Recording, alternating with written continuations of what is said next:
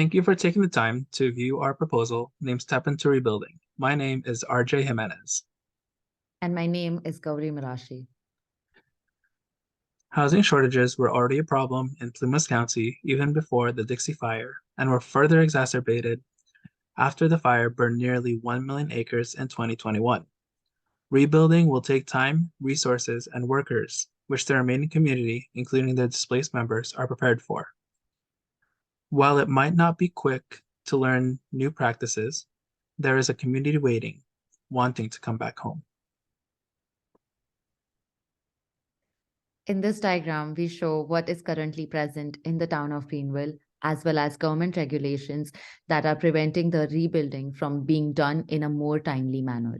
In response, we propose the creation of a community-owned building center that manages rebuilding and passing the knowledge to the community and visitors. This building center will be owned by the community through the community banks such as Plumas Bank. It is ideal compared to the national bank due to the fact that it invests in the community through donations, sponsorships, and events that benefit their customers. This community tool shed was used after Santa Cruz CZO complex fire to rebuild the community. Tools such as saws, shears, etc. can be rented out for a couple of weeks. This gives more independence from outside retailers and allows a relationship between the center and the rebuilt hardware store. Residential lots for new constructions in some areas limit not only the building area through the house, but fire breaks between properties. We propose to combine lots through collective land ownership, such as forming localized community land trusts, which are nonprofit, community-based organizations whose mission is to provide affordable housing in perpetuity by owning land and leasing it to those who live in houses built on that land. A lease within the community land trust also includes a resale formula intended to provide affordable housing for future owners. This makes it so that those who are part of it have equal ownership of the land being built upon. With shared ownership of the land, there is more care from those involved in the collective land ownerships, helping the process of fire mitigation. This also has the added benefit of below market rent by the members, making the housing more affordable not only for current residents but for future generations as well. In this map, we see the homes and buildings that were destroyed by the fire. A majority of the buildings were destroyed, with only a few slightly damaged or left completely safe. After the fire, RVs were provided by nonprofit organizations such as FEMA. The problem, however, is that for those who lost their homes, RVs and mobile homes are not suitable or permanent replacements. The following charts show the owner to renter ratio in Greenville, followed by the cost of owning property. We can see an upward trend in cost of living, not only from previous years, but also when compared to the cost of living in the United States. While we are grateful that no one was seriously injured, with no casualties among the community, many people were displaced by the fire. In a town where everyone knows everyone, it's easy to see why so many residents, especially people who were born and raised in Greenville, want to come back. We created a design that works in two parts. First is a building center containing a factory for building modular homes and workshop spaces where members of the community and visitors can exchange construction knowledge. Second is a series of modular housing units that can be constructed through Greenville and beyond. The center will not only provide the tools to not only build modules, but also help build knowledge on how to expand the idea in the future. We chose a site in the middle of downtown because of its proximity to the main road and other commercial zoning, which are shown in red, but also because it is surrounded by residential zoning shown in blue. Lowering the cost of transporting modules and other future constructions. The main idea of building center is to have classrooms that will have teaching sessions to access the tool library, maker spaces, and the workshop. The tool library itself is a way for the community and visitors have access to different tools that they learn how to use in the classrooms.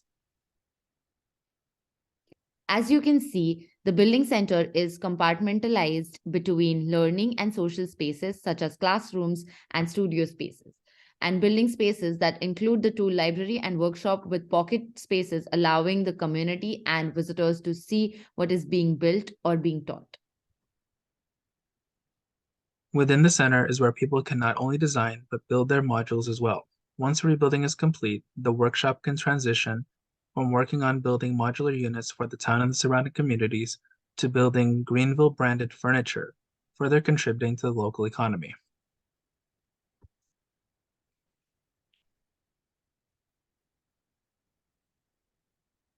This photograph shows the community coming together and sharing stories and day to day experiences. The community itself becomes a local resource where local knowledge can be passed in events like this.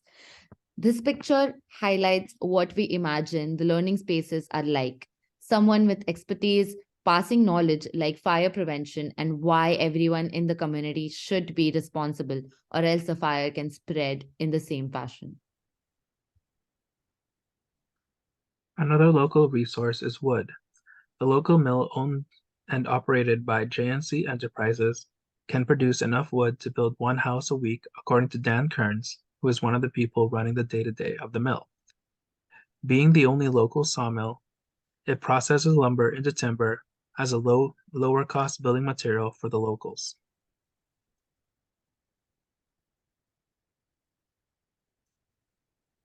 As we mentioned earlier, the building center produces modular housing that can be constructed throughout Greenville. We use this idea because we can expand it into different types of configurations. When we studied potential sites for housing, we found that the new setback regulations no longer work with the historic lot sizes. For example, a 15 feet wide property with 5 feet setbacks would only allow 5 feet of space for building a house. Instead, we propose to combine lots and allow modular housing to expand from them. They can be combined and expanded to make localized community land trusts for people that build in these properties. We can see how much open space there is despite the fact that there is the same amount of houses proposed. We have designed a base module made from local resource cross-laminated timber. The modules are 12 by 12 by 10, so it can be fit on a flatbed truck and contains core spaces for homes such as kitchens and bathrooms. Then once the modules are in place, homeowners can expand on these modules, adding bedrooms, shared spaces, and many other kinds of space over time.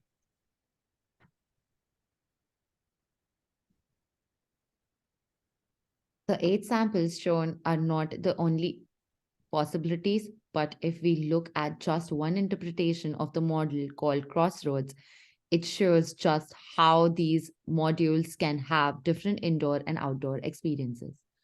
A roof supported by exterior columns makes the modules open to stacking as well if a second floor is needed. An advantage to this modular system is that they can be recombined to accommodate many different living situations. This allows new housing in Greenville to truly reflect the way people live. For example, to accommodate two single parents who can share parenting duties, or housing that can support aging parents or young people who have come to work for local retail shops. Here we have a timeline on how RJ and I hope the rebuilding process might work to give a view on how fast things might get implemented with these modular houses and their additions. It is mine and Gauri's hope that our proposals can spark a conversation on rebuilding quickly and affordably. We would like to thank the community of Greenville not only for their hospitality during our visit, but also for being an inspiration on what a strong, resilient community can accomplish.